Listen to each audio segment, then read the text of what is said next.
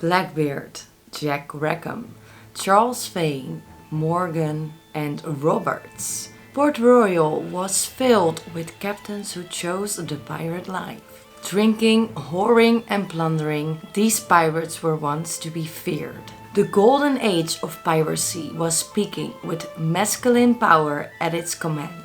A woman on deck would be bad fortune. They would surely take your ship down to the bottom of the sea, so better keep them away from you. But some women didn't want to listen. They also chose the pirate life, and anyone who would defy them would not live to tell the tale, which was bad fortune for them indeed. But did it bring the female pirates bad fortune?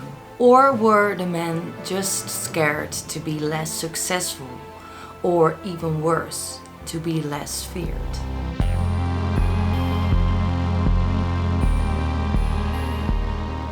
Hi everyone and welcome back to a new video. For this one, I'm returning to my series called The Myths of the Sea. There are already 4 videos, one about the Flying Dutchman, one about Blackbeard, one about mermaids and one about sea creatures. And for this video we are returning to the place where Blackbeard was also present, which is the Caribbean. And most importantly the island of Nassau. And this was the place where the pirates ruled during the golden age of piracy. And if you have seen my other videos, you already know that I love pirates, especially the Pirate of the Caribbean franchise and also the Assassin's Creed game Black Flag.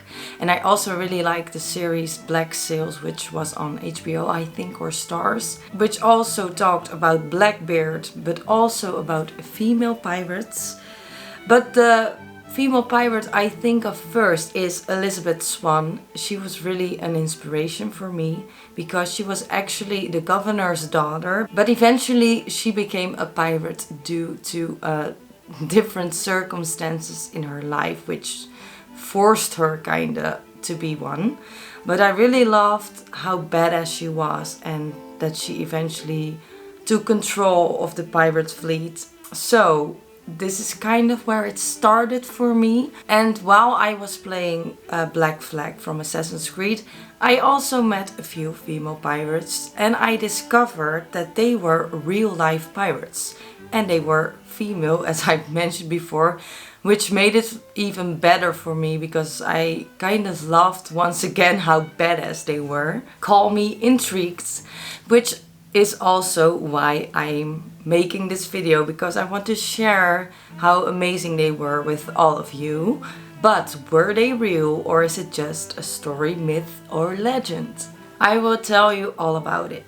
So hop on my pirate ship once again and let's explore the depths of the sea. Perhaps we'll discover more information about these fearsome female pirates. When you think about pirates, you mostly think about male pirates, which isn't that weird because male pirates dominated the seas. If we look at the complete history of piracy, there are around 100 known examples of female pirates. Of course, I can't cover all of them, but I will pick the most interesting ones for this video. Especially the ones that were active during the golden age of piracy, which were around 40 female pirates. And once again, I won't talk about all the 41 of these female pirates. It was not easy to become influential as a woman, especially during that time and especially when it came to seafaring. Women were even prohibited to work on a ship by the ship's contract, which had to be signed by all the crew members. The biggest reason, of course, was because they were seen as bad luck. But another big reason was because men could fight over them, which would make it harder for them to stay focused on their work. We have that effect on men. So therefore, many of the famous female pirates decided to disguise themselves as men so that they could pretend to be one of them. And maybe there were even more female pirates than we know of today because of the disguises, because we only know about the female pirates who were caught or exposed. All the above is factual information, But what about folklore, myths and legends? Well, female pirates have existed in many different stories from many different countries, starting as far back as ancient Greece. First, I will tell you more about those stories and then I will return to the golden age of piracy. The first female pirate I'd like to discuss is the pirate from Greek mythology called Atalanta. She was the daughter of King Iasos from Caria, which is a region in modern-day Greece. Her father had prayed to the gods for a son, but his wife gave birth to a daughter. King Iasos was very disappointed, even furious, so he decided to abandon his child and leave her in the forest. Baby Atalanta wailed and wailed until she was found by a bear. But instead of attacking the child, the bear decided to take care of her. So Atalanta grew up in the wild and she became the fastest runner and the most skilled hunter in all of Greece. So eventually she was asked by the Greek hero Meleager to help him to kill the most fearsome beast of Greece, which was a gigantic boar. And Meleager's men were laughing when they saw that Meleager brought a woman to help them to kill the boar. But Atalanta would be the last one who was laughing because she was able to defeat the boar all by herself. And after that she was celebrated as a heroic huntress. That news reached her father and suddenly he was able to put aside his anger and he wanted her to return to him. He asked for her forgiveness and Atalanta gave it to him. Atalanta never knew a real family, so I think that's the reason why she decided to forgive her father. Even though she knew some success, she would still be underestimated. Surely no woman could be faster or better than any man, but she would prove them wrong many times over.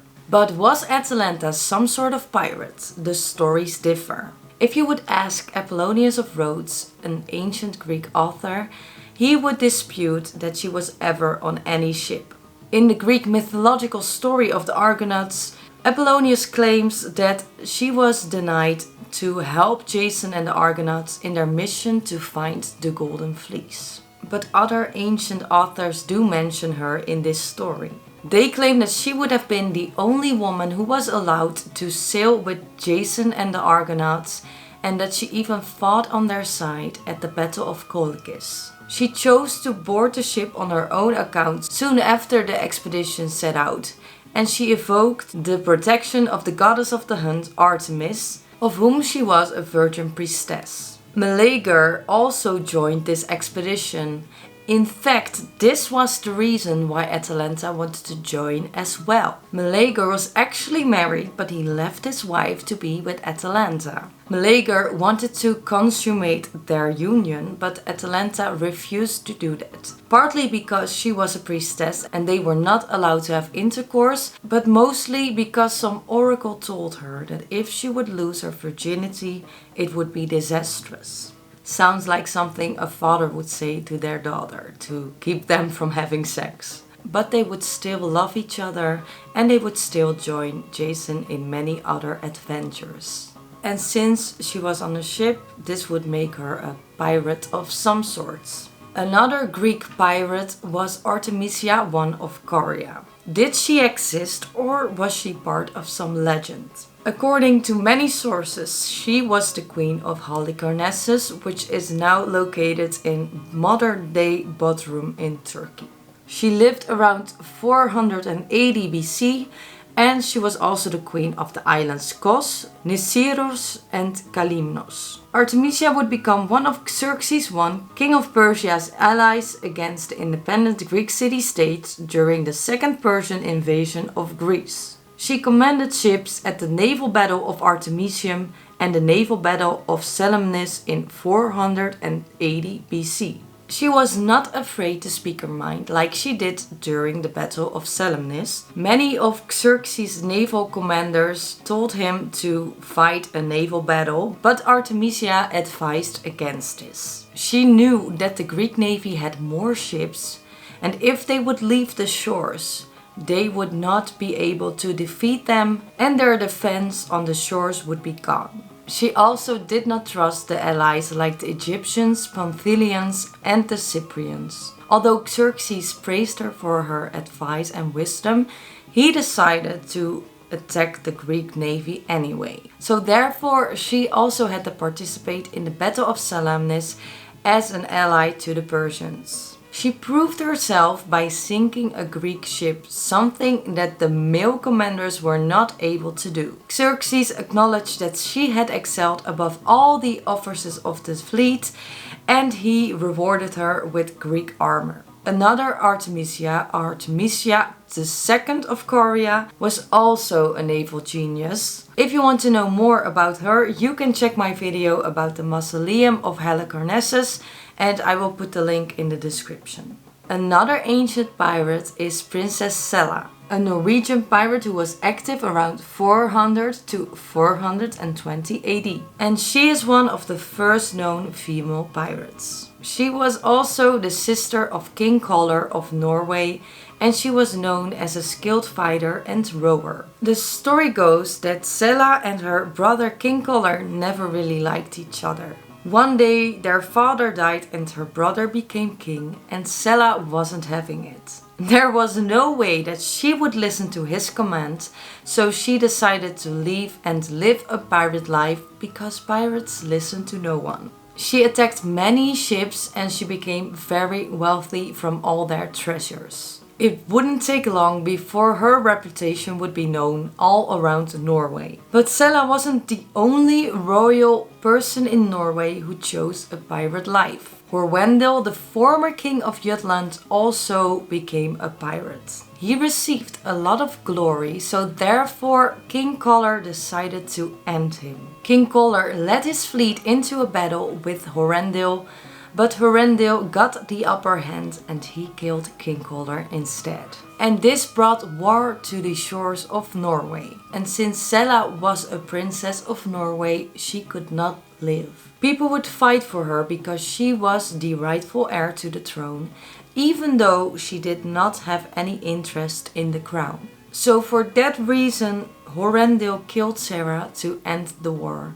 A war that Sarah didn't even start. Back to real life pirates. Laila Asha bint Ali bin Rashid al-Alami was born in Chefchaouen in 1484 or 5, now known as the Blue City in Morocco, although some sources claim that she was born in Andalusia, Spain.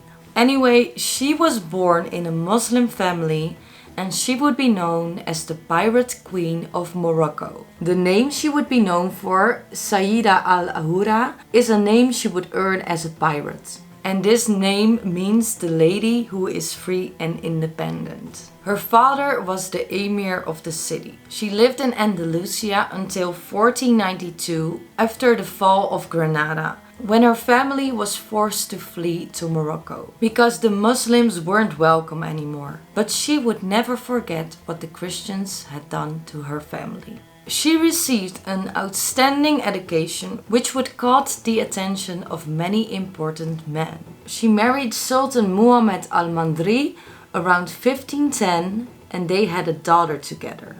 He was 30 years her senior and he died not even a decade after their marriage. She became sovereign in her own right, and this is also around the time when she became known as the Pirate Queen of Morocco. She took control of the Mediterranean Sea by partnering with privateers. She raided mostly Christian ships because she never forgot what they had done to the Muslims, so that she could regain the wealth that the Muslims had lost and using it to revive Tetuan. Eventually, she married the Sultan of Morocco, Ahmed el-Atassi, and kept her political influence.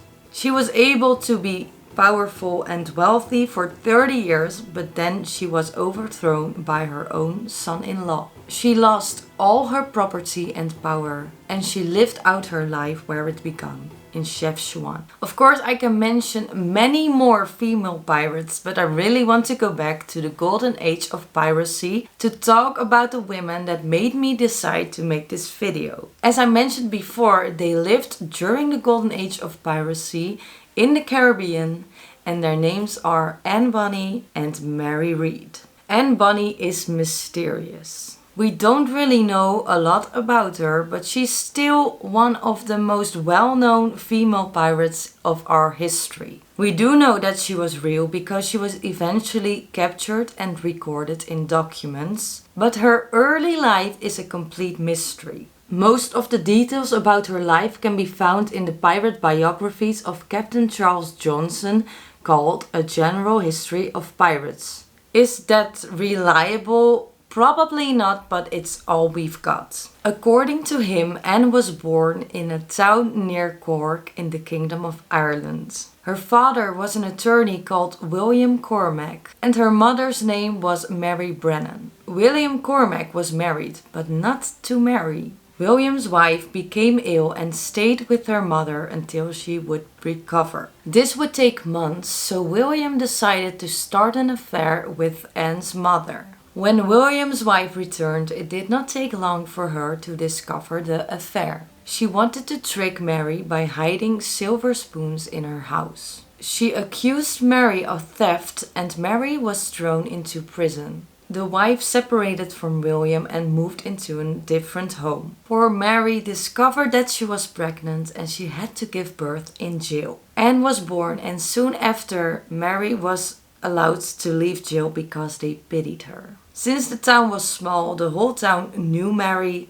and it did not take long for them to discover that Mary had given birth to a bastard child. William also got word of it and he was sure that it was his child. He did not acknowledge her, but he did raise her as a boy. He claimed that she was a child of a friend. Eventually, his estranged wife discovered the truth and William decided to acknowledge Anne, and he openly lived with her without her male disguise. This was of course a big scandal, so his reputation was really damaged. Many men didn't want to work with him anymore, so he was forced to move out of the city. William took Anne and also Mary to live in another town, which was Cork. But Ireland is very small, so their reputation was also known in that place.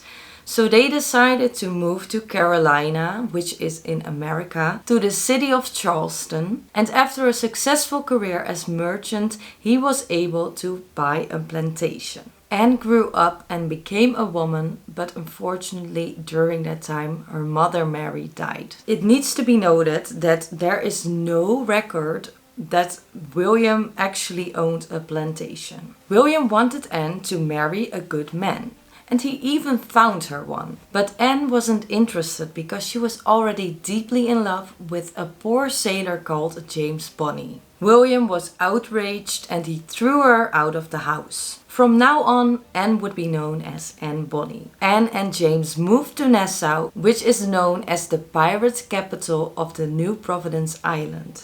It is said that her husband started to work as a minor officer for the Governor Woodes Rogers after he pardoned him for his past crimes. However, there is no record that a James Bonny took the king's pardon because he does not appear on recorded documents. Anne and James grew apart. James did not know how to take care of Anne, and Anne was really following her own path. This path brought her to another man, a pirate named John Rackham, also known as Calico Jack. He earned this name because he dressed himself in calico colors. The nature of their relationship is unclear. Some stories claim that they started an affair and other stories claim that it was purely business. However, they probably met around 1720, so 2 years after Woodes Rogers became the governor. What is clear is that Jack Rackham existed and Woodes Rogers as well. If we follow the romantic storyline, Anne and Jack were deeply in love. Eventually, James found this out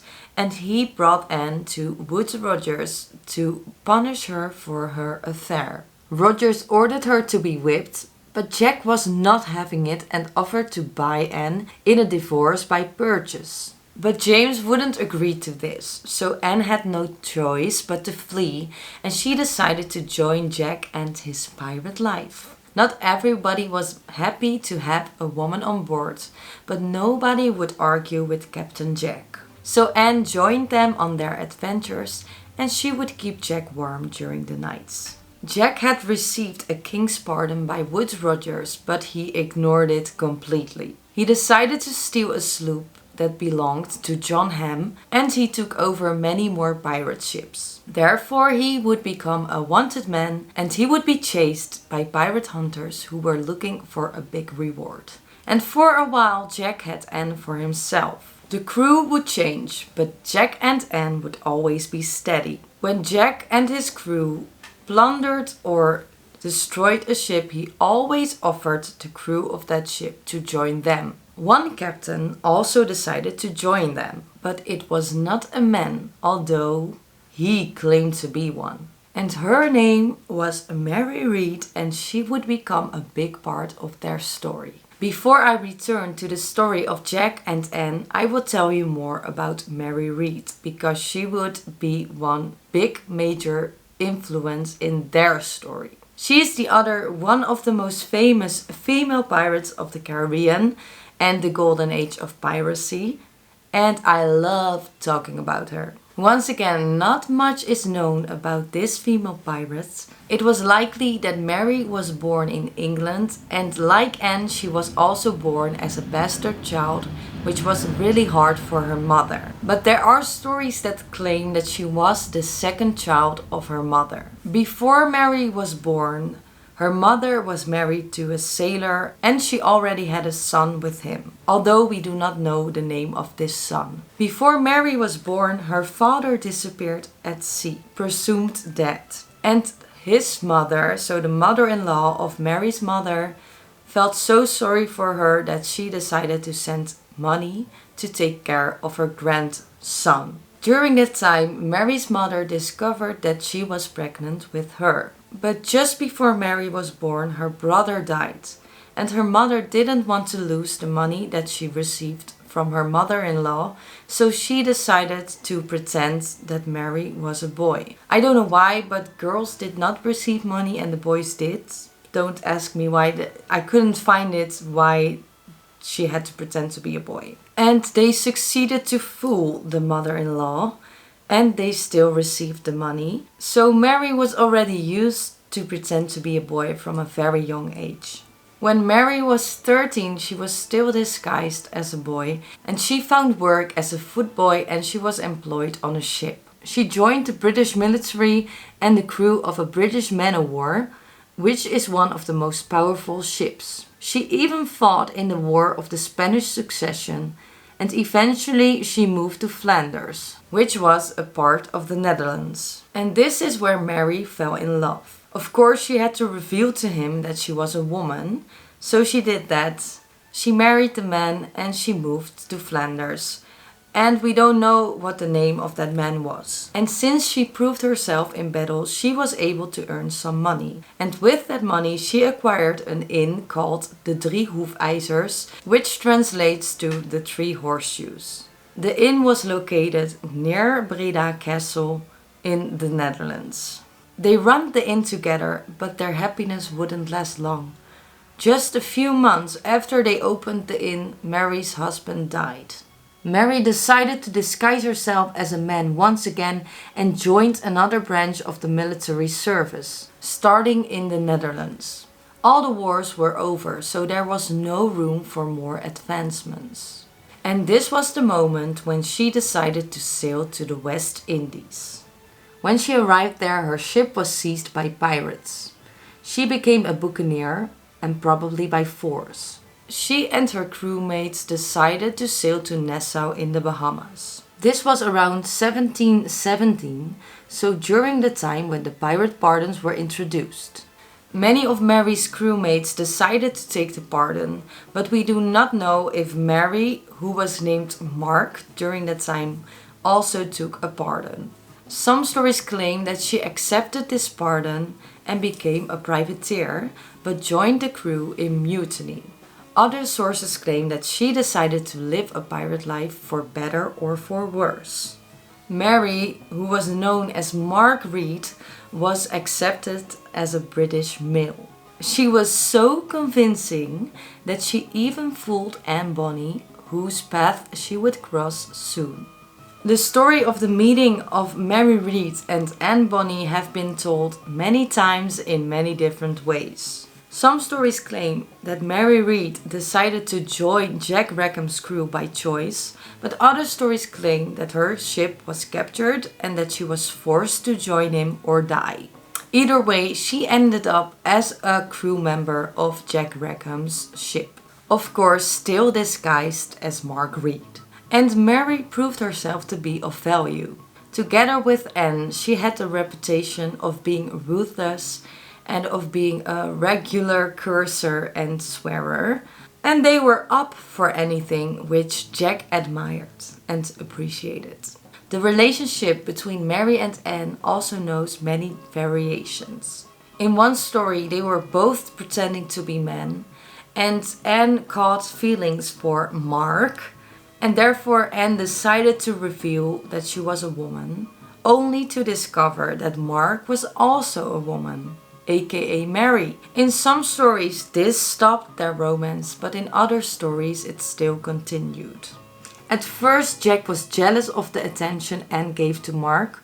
In fact, he even burst into Anne's cabin, threatening to slit her throat if she had feelings for Mark.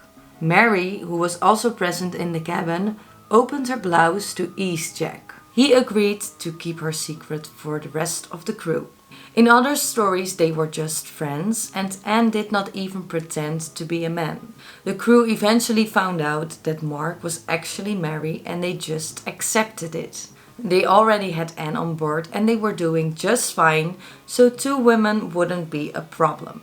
But during battle they were both dressed as men to disguise their gender. They carried knives, pistols and cutlasses. And together they were a force to be reckoned with. They were as skilled as any man on that ship, maybe even better. It is even said that when they were known all over the West Indies as fearsome pirates, they decided to stop dressing like men, but more like women. According to various accounts, Mary Read fell in love with a carpenter on Jack Rackham's ship. We also don't know his name. And this man was challenged for a duel, but Mary decided to take his place instead. She killed the challenger in that duel and she saved her lover's life. In August of 1720, the crew hijacked a 12-ton sloop called the William. Of course, this didn't go unnoticed. After a month, the governor of the Bahamas, probably Woodes Rogers, declared that especially Mary and Anne were enemies to the crown of Great Britain. Therefore, they could be chased by any pirate hunter for a big reward. Jonathan Barnett was one of those privateers, and he had successfully located the ship of Anne and Mary. Anne and Mary were on deck when they noticed a mysterious sloop gliding up alongside them. They immediately knew that it was bad news, so they warned the other crew members. But they had a big party the night before, so most of them were still drunk. Only a few decided to join them, including Jack Rackham. Jonathan Barnett ordered them to surrender, but Jack Rackham refused. Instead, he fought alongside his two girls. Unfortunately, they were outnumbered and they didn't stand a chance. Rackham surrendered and called for a quarter, which means he wanted to be killed instead of captured. Of course, Barnett didn't agree to this because he wanted to have his reward. Mary and Anne, on the other hand, refused to surrender. They swung their cutlasses and pistols around, but it was to none avail. The whole crew, including Jack, Anne and Mary, were all captured and taken to prison. With all of them captured, it was only a matter of time before they were all executed. Any pirate who refused to pardon gave up their right to live. Before the women were executed, the men had to face their god. Jack Rackham was scheduled to be executed by hanging on November the 18th, but before they would hang him, he wanted to see Anne one last time. According to legend, when Jack met with Anne, she told him, "If you had fought like a man, you needn't to be hanged like a dog." Jack was hanged on that same day in Gallows Point, La Vega. We don't know if the women were sad that Jack was hanged, but his bloodline did not die with him, at least according to Anne. Anne and Mary's trial was scheduled on the 28th of November. They were both tried for piracy. Their trial was no different from Rackham's. It was short and inevitable. They were found guilty and sentenced to be hanged. Anne and Mary quickly pleaded their bellies, which means that they were expecting. Unborn babes were protected by the law, so they were allowed to give birth before they were hanged. But it is debatable if they were really pregnant, especially in Anne's case. Anne claimed to be pregnant with Rackham's child, and Mary claimed to be pregnant by the carpenter. But of course they probably knew that if they would plead their bellies, they wouldn't be hanged right away. So maybe they just wanted to win some time. So they had to stay in prison for a long time. And we don't really know a lot about their time in prison, especially when it comes to Anne. But we do know that Mary became very ill. She became so ill that she eventually died. And many stories are told about her death. Some say that she died of the poor hygiene in the cells, or because of some diseases like typhus, or because of childbirth. Either way, she died in prison in April of 1721. There is a record of her burial in the records of St. Catherine's Church in Jamaica, which took place on the 28th of April. But no record of her baby has been found.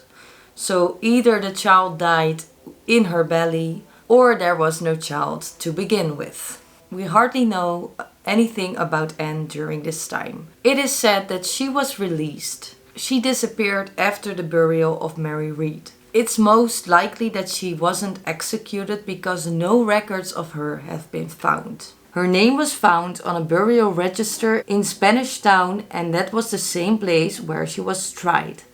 This list stated that this Anne Bonny, which was written differently, died on the 29th of December 1733. But it's not certain if this is the same Anne Bonny.